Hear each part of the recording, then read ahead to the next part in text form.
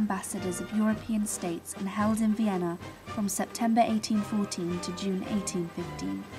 The objective of the Congress was to settle many issues arising from the French Revolutionary Wars, the Napoleonic Wars, and the dissolution of the Holy Roman Empire. This objective resulted in the redrawing of the continent's political map. The Congress of Vienna was the first of a series of international meetings in an attempt to forge a peaceful balance of power in Europe. The German Confederation was created by the Congress of Vienna to coordinate the economies of separate German-speaking countries. The Confederation eventually collapsed because of the rivalry between Prussia and Austria and the inability of the multiple members to compromise.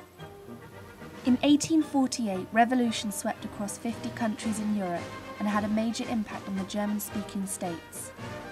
The revolution was a series of loosely coordinated protests and rebellions in the German Confederation and Austria, which sought to challenge the status quo. The revolution emphasized popular discontent with the traditional, largely autocratic political structure of the 39 independent states of the Confederation. In 1849, King Friedrich William IV refused the imperial crown from the Frankfurt Parliament, reportedly saying that he would not accept a crown from the gutter. In this refusal, hope of a unified Germany was crushed. In 1858, signs of a new era in Prussia revived liberal hopes for the future. 1862 was marked by the appointment of Otto von Bismarck to King Wilhelm I upon his brother's death in 1861. Bismarck oversaw the unification of Germany and also designed the German Empire in 1871, becoming the first Chancellor. On the 1st of February 1864, the forces of Prussia forced their way through the border of Schleswig-Holstein, aided by the Austrian army against Danish forces. In the aftermath of this, Prussia was recognised as the strongest of the German states, both within Germany and internationally. Königgrätz marks the decisive battle between former allies Prussia and Austria in 1866, of which Prussia was victorious. Prussian liberals ended the conflict with the Bismarck government by accepting the indemnity law, and a path was now cleared for the foundations of the North German Confederation. In 1867, the North German Confederation, designed by Otto von Bismarck, brought together 22 individual states in military and foreign policies. The Confederation promoted personal freedom and economic growth because industrial expansion was a main priority. The Franco-Prussian War of 1870 came to a head after years of tension between the two nations, mostly associated with the Prussian-Austrian War. The Siege of Paris at the end of 1870 was the final step in the war, and the German Empire was established as a result in 1871. 1878 marked the break between Bismarck and the National Liberals, who were originally his allies. As an impact of this, liberalism took a back seat in favour of socialism. In 1890, relationships between the monarchy and Bismarck broke down, with Bismarck's expansions on anti-socialism laws serving as a catalyst. Bismarck's relations worsened with other parties, and he eventually resigned on March the 18th.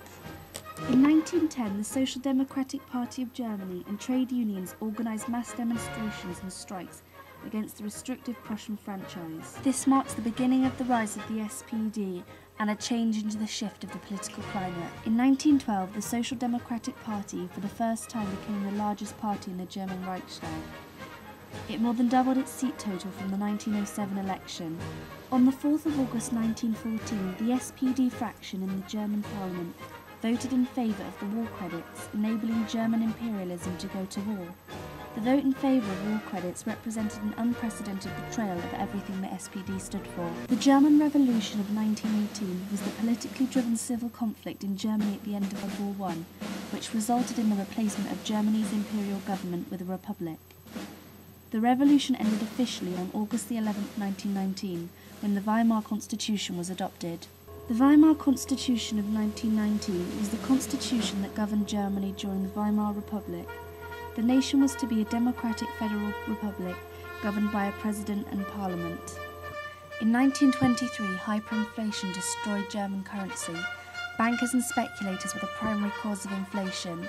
During hyperinflation, money became worthless. People took to wheelbarrows to collect their wages. 1929 marked the beginning of the Great Depression when the stock market collapsed on Wall Street October 29th. Markets worldwide were sent into a tailspin with disastrous effects. The German economy was especially vulnerable since it was built up upon foreign capital, mostly loans from America, and it was very dependent on foreign trade. The Nazi Party became the largest party in Germany thanks to a powerful propaganda campaign. In July 1932, the Nazis won 230 seats, and remaining Liberal parties won only 2% of the vote. In 1933, President Hindenburg appointed Hitler to the post of Chancellor, thinking he could control him. However, Hitler and the Nazi Party had other ideas about the running of government from this moment on. In 1939, Hitler invaded Czechoslovakia and later Poland on September the 1st in pursuit of imperial control. 2 days later, Britain and France declared war on Germany. General Eisenhower informs me that the forces of Germany have surrendered to the United Nations. German defeat in 1945 marked not only the end of World War II, but also the end of the Third Reich.